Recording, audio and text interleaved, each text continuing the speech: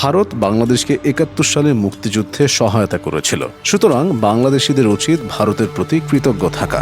বাংলাদেশের যে কোনো ইস্যুতে ভারতকে এই কথা প্রায়ই বলতে শোনা যায়। এ কথার পাল্টা একটি প্রশ্ন স্বাভাবিকভাবে জন্ম নেয়।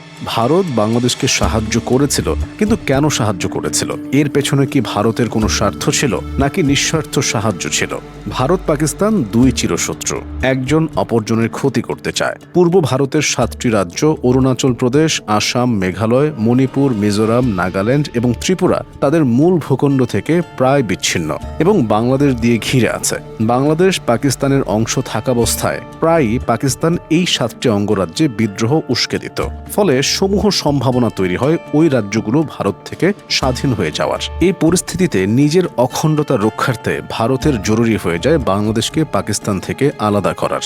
বিশেষ করে ১৯৬৫ সালের যুদ্ধে ভারত পাকিস্তানের কাছে মারাত্মক নাকানি চুবানি খায়। সে শিক্ষা থেকে তারা নিশ্চিত হয়, কখনো যদি তাদের পূর্বাঞ্চলের 7 অঙ্গরাজ্য নিয়ে যুদ্ধ হয় এবং বাংলাদেশ যদি পাকিস্তানের অংশ থাকে, তবে সেই রাজ্যগুলোকে তারা কখনোই রক্ষা করতে পারবে না। তাই নিজেদের অখণ্ডতার স্বার্থেই ভারত বাংলাদেশকে পাকিস্তান থেকে মুক্ত হওয়ার জন্য সাহায্য করে। তাই বলতে হয়, ৭১ সালে ভারত বাংলাদেশকে উপকার করেনি, বরং বাংলাদেশিরা পূর্ব পাকিস্তানকে স্বাধীন করে ভারতের উপকার করেছে, এবং এটাই বাস্তব কথা।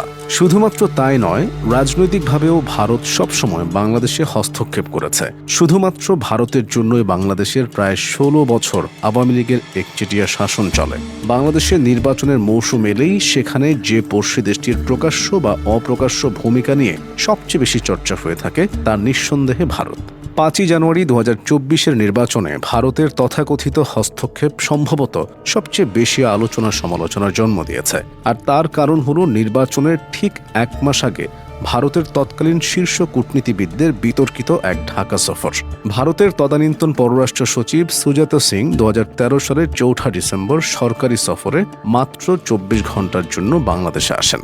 ওই সংক্ষিপ্ত সফরে তিনি একে একে প্রধানমন্ত্রী শেখ হাসিনা, তৎকালীন বিরোধী দলীয় নেত্রী খালেদা জিয়া এবং জাতীয় পার্টির চেয়ারম্যান জেনারেল হোসেন মোহাম্মদ এরশাদের সঙ্গে আলাদা আলাদা বৈঠক করেন। গত নির্বাচনেও ভারতের বেশ ভূমিকা ছিল। আওয়ামী লীগ সরকার যখন বিরোধী দলীয় নেতাদেরকে নির্বিচারে কারাগারে পাঠাচ্ছিল, তখন এটি নিয়ে যুক্তরাষ্ট্র হস্তক্ষেপ করে এবং বাংলাদেশের ভিসা বাতিলের প্রস্তাব জানায়। এই প্রসঙ্গে তখন ভারতের তৎকালীন প্রধানমন্ত্রী নরেন্দ্র মোদী সরকার জানায়, যদি বাংলাদেশে আওয়ামী লীগ সরকারের আধিপত্য না থাকে, তাহলে এই দেশ উগ্রপন্থীদের কাছে চলে যাবে এবং এটি আফগানিস্তানে পরিণত হবে। এখন প্রশ্ন হচ্ছে, বাংলাদেশের রাজনীতিতে কেন ভারত এত সক্রিয়? এর কারণ হচ্ছে, ভারতের কাছে বাংলাদেশ শুধুমাত্র একটি প্রতিবেশী দেশই নয়, এই দেশ ভারতের একটি কৌশলগত অংশীদার এবং ঘনিষ্ঠ বন্ধু। ভারতের উত্তর পূর্বাঞ্চলের রাজ্যগুলোর নিরাপত্তার জন্য অত্যন্ত গুরুত্বপূর্ণ বাংলাদেশ। তাই ভারতীয় নীতি নির্ধারকরা যুক্তি দেন যে ঢাকায় দিল্লির একটি বন্ধুত্বপূর্ণ সরকার প্রয়োজন। 1996 সালে প্রথমবার নির্বাচিত হওয়ার পর থেকে ভারতের সাথে ঘনিষ্ঠ সম্পর্ক গড়ে তুলেছেন শেখ হাসিনা। আর তাই 5ই আগস্ট পদত্যাগের পর শেখ হাসিনা ভারতে আশ্রয় নিয়েছেন। শুধু কি তাই, শেখ হাসিনা সরকারকে বাংলাদেশে ফিরিয়ে দেওয়ার ব্যাপারে নরেন্দ্র মোদী বলেছেন, শেখ হাসিনাকে ফিরিয়ে দিতে ভারত বাধ্য নয়। আর এই কথা থেকে স্পষ্টত বোঝা যায়, এত আলোচনার পরও ভারত বাংলাদেশের রাজনীতিতে কেন আধিপত্য বিস্তার করার চেষ্টা করছে।